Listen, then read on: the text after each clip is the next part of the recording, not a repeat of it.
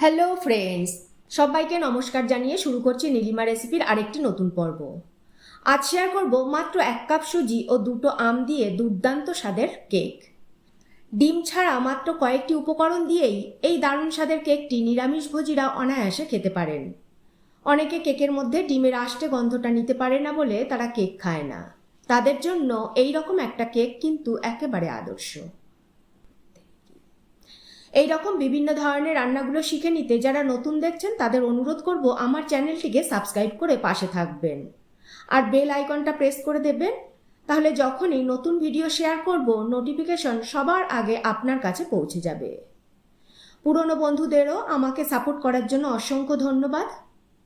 তাহলে চলুন আম সুজির কেক বানাতে কি কি লাগছে দেখে নেব।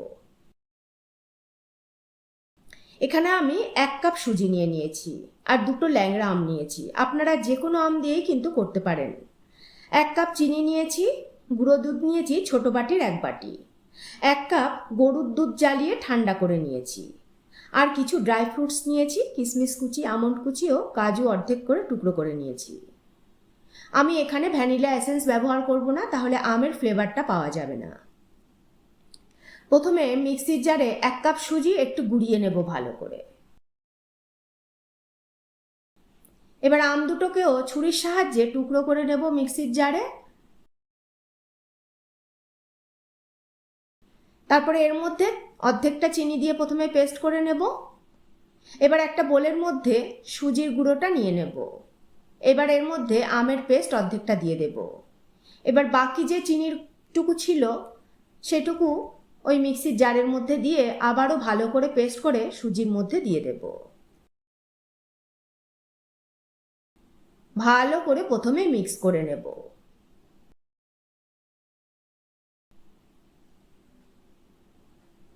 আমার সুজি ভালো করে মিক্স করা হয়ে গেলে এবার এর মধ্যে অল্প অল্প করে মিল্ক পাউডার দেব আর ভালো করে মিক্স করতে থাকবো। মিল্ক পাউডারটা দিলে কেকের টেস্টটা দ্বিগুণ বেড়ে যায়। এবার বাকি মিল্ক পাউডারটা দিয়ে আবারও মিক্স করে নেব।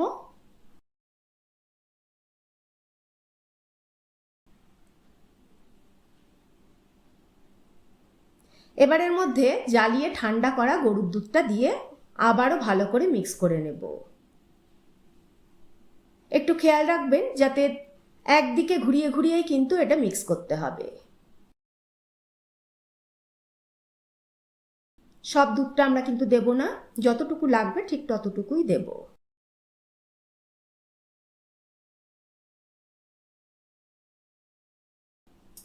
দেখুন আমাদের কনসিস্টেন্সিটা ঠিক এরকম হবে। এবার ঢাকা দিয়ে 15 মিনিট রেস্টে রেখে দেব। এবার একটা কেক টিনের মধ্যে বাটার পেপার বসিয়ে একটু তেল ব্রাশ করে নেব ভালো করে।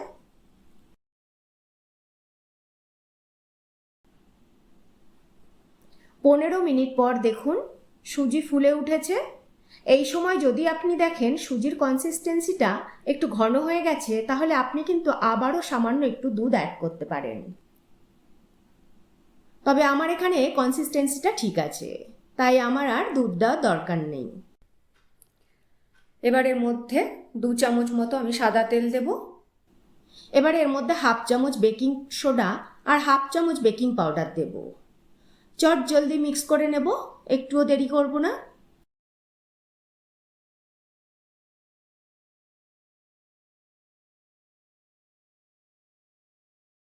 তারপরেই কেক টিনের মধ্যে ঢেলে দেব ব্যাটারটা। এবার এভাবে একটু ড্যাব ড্যাব করে নেব যাতে ভেতরের হাওয়াগুলো ভালো করে বেরিয়ে যায়। এবার ওপর থেকে ড্রাই ফ্রুটসগুলো ছড়িয়ে দেব।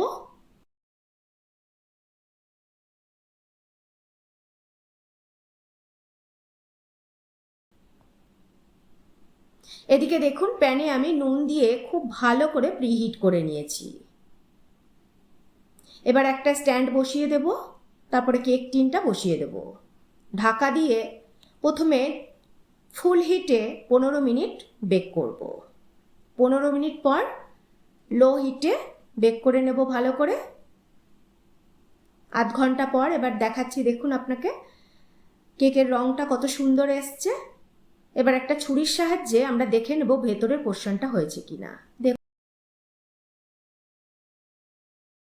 দেখুন ছুরির গায়ে কিচ্ছু লাগেনি, তার মানে খুব সুন্দরভাবে কেকের ভেতরটা বেক হয়ে গেছে। এবার কেক টিনটা নামিয়ে নেব, ওপর থেকে একটু বাটার মাখিয়ে দেব, তাহলে কেকের ওপরটা বেশ গ্লেজি হবে।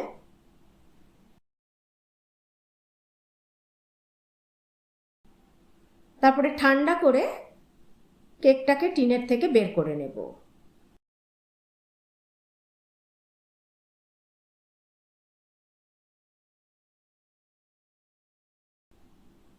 আপনাদেরকে কেটে দেখাচ্ছি, দেখুন বাটার পেপারটা একটু ছাড়িয়ে নিয়ে তারপরে কেকের পিস কেটে নেব।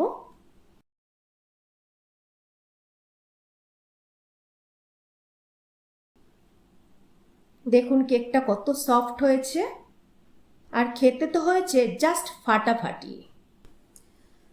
সন্ধ্যাবেলার একটা হালকা ফুলকা খিদের জন্য এইরকম একটা আমসুজির কেক হলে কেমন জমে যায় বলুন তো। কেমন লাগলো আমার আজকের রেসিপিটি কমেন্ট করে জানাবেন। ভালো লাগলে একটা লাইক করে দেবেন। আপনাদের একটা লাইক আর কমেন্টই পরবর্তী ভিডিও বানাতে আমাকে উৎসাহিত করবে। আজ তাহলে এই পর্যন্তই, আবারও হাজির হয়ে যাব নতুন কোনো রেসিপি নিয়ে নতুন কোনো পর্বে। ভালো থাকবেন, সুস্থ থাকবেন সবাই। অবশ্যই লাইক, কমেন্ট, শেয়ার করতে ভুলবেন না। নমস্কার।